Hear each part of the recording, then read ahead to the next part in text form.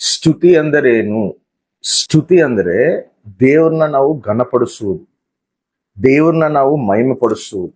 ನಾವು ಯಾಕೆ ದೇವ್ರನ್ನ ಸ್ತುತಿಸ್ಬೇಕು? ಯಾಕೆ ನಾವು ದೇವ್ರನ್ನ ಘನಪಡಿಸ್ಬೇಕು ಅಂದ್ರೆ, ಯೆಶಾಯ ಗ್ರಂಥದಲ್ಲಿ 43ನೇ ಅಧ್ಯಾಯ 20ನೇ ವಚನದಲ್ಲಿ ದೇವರೊಂದು ಮಾತು ಹೇಳ್ತಾನೆ. ನನ್ನ ಸ್ತೋತ್ರವನ್ನು ಪ್ರಚಾರ ಪಡಿಸಲಿ ಎಂದು ನಾನು ಸೃಷ್ಟಿಸಿಕೊಂಡ ಆಪ್ತ ಜನರ. ನಮ್ಮನ್ನು ಯಾಕೆ ದೇವ್ರು ಸೃಷ್ಟಿ ಮಾಡ್ಕೊಂಡನಂತ? ನನ್ನನ್ನು ಸ್ತುತಿಸಲಿ, ನನ್ನನ್ನು ಸ್ತೋತ್ರ ಮಾಡಲಿ. ಅಂದ್ರೆ ದೇವರು ನಮ್ಮನ್ನ ಏರ್ಪಾಟ್ ಮಾಡ್ಕೊಂಡನ, ದೇವರು ನಮ್ಮನ್ನ ಸೃಷ್ಟಿ ಮಾಡ್ಯಾನ, ದೇವರು ನಮ್ಮನ್ನ ಆರಿಸ್ಕೊಂಡನ. ಯಾಕಪ್ಪ ಅಂತ ಹೇಳಿದ್ರೆ ನಮಗೊಂದು ಕೆಲಸ ಕೊಟ್ಟಾನ. ಏನ್ ಕೆಲಸ? ನಾವು ದೇವ್ರನ್ನ ಸ್ತುತಿಸ್ಬೇಕು, ದೇವ್ರನ್ನ ಮಹಿಮೆ ಪಡಿಸ್ಬೇಕು, ದೇವ್ರನ್ನ ಘನಪಡಿಸೋಕೆ ಆತ ನಮ್ಮನ್ನು ಸೃಷ್ಟಿ ಮಾಡ್ಯಾನಂತ. ಮತ್ತೆ ನಾವು ದೇವ್ರನ್ನ ಘನಪಡಿಸುವಂತವ್ರಾಗಿದೀವ, ದೇವ್ರನ್ನ ಸ್ತುತಿಸುವಂತವ್ರಾಗಿದೀವ, ದೇವ್ರನ್ನ ಮಹಿಮೆ ಪಡಿಸುವಂತವ್ರಾಗಿದೀವ. ನಾವು ಪ್ರಾರ್ಥನೆ ಮಾಡುವಾಗ, ಪ್ರಾರ್ಥನೆಯಲ್ಲಿ ಕುಂತಾಗ, ದೇವಾ ನನಗೆ ಅದು ಬೇಕು, ದೇವಾ ನನಗೆ ಈ ಪ್ರಾಬ್ಲಮ್ ಐತೆ, ದೇವಾ ನನಗೆ ಆ ಪ್ರಾಬ್ಲಮ್ ಐತೆ, ನನಗೆ ಈ ಬಾಧೆಗಳದವ, ಈ ಕಷ್ಟಗಳದವ. ಸರಿ, ಇವೆಲ್ಲ ಹೇಳ್ಕೋಬೇಕು, ಹೇಳ್ಕೊಬಾರ್ದಂತಲ್ಲ. ನಾವಿನ್ಯಾರ ಹತ್ರ ಹೇಳ್ಕೊಂತೀವಿ? ತಂದೆ ಹತ್ರನೆಲ್ಲ ಹೇಳ್ಕೋಬೇಕಾಗಿರೋದು. ಹೇಳ್ಕೊಳ್ಳೋಣ, ಆದ್ರೆ ನಾವು ಆತನ ಘನಪಡಿಸಕ್ಕೆ ದೇವ್ರು ನಮ್ಮನ್ನ ಸೃಷ್ಟಿ ಮಾಡೋಣ ಅಂತೇಳಿ ವಾಕ್ಯ ಐತೆ. ಮತ್ತೆ ನಾವು ಆತನ ಘನಪಡಿಸ್ತಿದೀವ ಪ್ರಾರ್ಥನೆಯಲ್ಲಿ? ನಮ್ಮ ದುಃಖಗಳು, ನಮ್ಮ ಕಷ್ಟಗಳು, ನಮ್ಮ ಬಾಧೆಗಳೇ ನಾವು ಹೇಳ್ಕೊಳಕ ಪ್ರಾರ್ಥನೆಯಲ್ಲಿ ಕುತ್ಕೊಂತಿದೀವ? ಇಲ್ಲ ತಂದೆನ ನಾವು ಘನಪಡಿಸ್ತಿದೀವ, ತಂದೆನ ನಾವು ಸ್ತುತಿಸ್ತಿದೀವ, ತಂದೆನ ನಾವು ಆರಾಧಿಸ್ತಿದೀವ?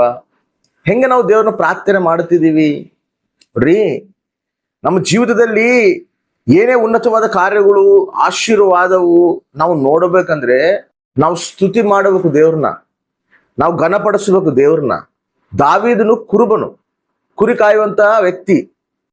ಕುರಿ ಕಾಯುವಂತ ವ್ಯಕ್ತಿನ ದಾವೀದನ ದೇವರು ರಾಜನಾಗಿ ಸಿಂಹಾಸನ ಎಕ್ಕಿಸ್ತಾನ, ಇಸ್ರಾಯೇಲ್ ಪ್ರಜೆಗಳಿಗೆ ರಾಜನಾಗಿ ಮಾಡ್ತಾನ.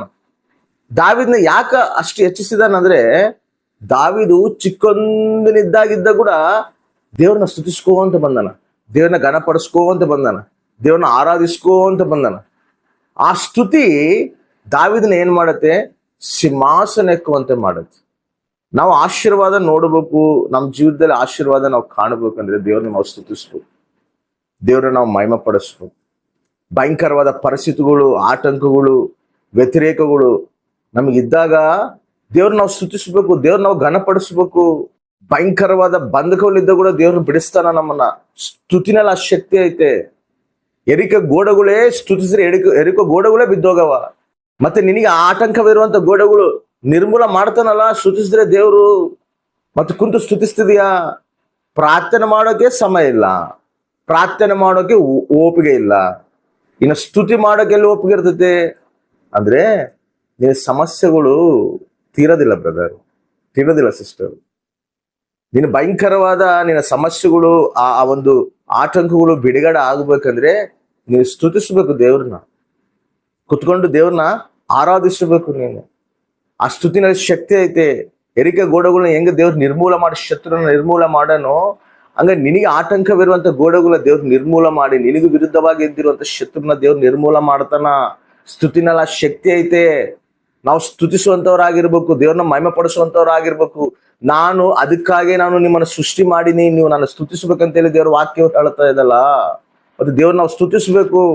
ಪ್ರಾರ್ಥನೆಗೆ ಕುತ್ಕೊಂಡಾಗ ನಮ್ಮ ಕಷ್ಟಗಳು, ನಮ್ಮ ಬಾಧೆಗಳು, ನಮ್ಮ ಒಂದು ಇವೆಲ್ಲದಕ್ಕಿಂತ ಮುಂಚೆ ಫಸ್ಟ್ ಒಂದು 10-15 ನಿಮಿಷ ನಾವು ದೇವ್ರನ್ನ ಘನಪಡಿಸ್ಬೇಕು, ದೇವ್ರನ್ನ ಸ್ತುತಿಸ್ಬೇಕು, ದೇವ್ರನ್ನ ಆರಾಧಿಸ್ಬೇಕು. ತನ್ನ ನಾಮನ ಮಹಿಮೆ ಪಡಿಸ್ತಾನೇ ಇರಬೇಕು, ನಾವು ಘನಪಡಿಸ್ತಾನೆ ಇರಬೇಕು. ಅಯ್ಯ ನಿನಗೆ ಸ್ತೋತ್ರ, ಇವತ್ತು ನಾನು ಜೀವಂತವಾಗಿದ್ದೀನಿ ಅಂದ್ರೆ ನಿನಗೆ ಸ್ತೋತ್ರ, ನನ್ನ ಕುಟುಂಬ ಜೀವಂತವಾಗಿದೆ ಅಂದ್ರೆ ನಿನಗೆ ಸ್ತೋತ್ರ.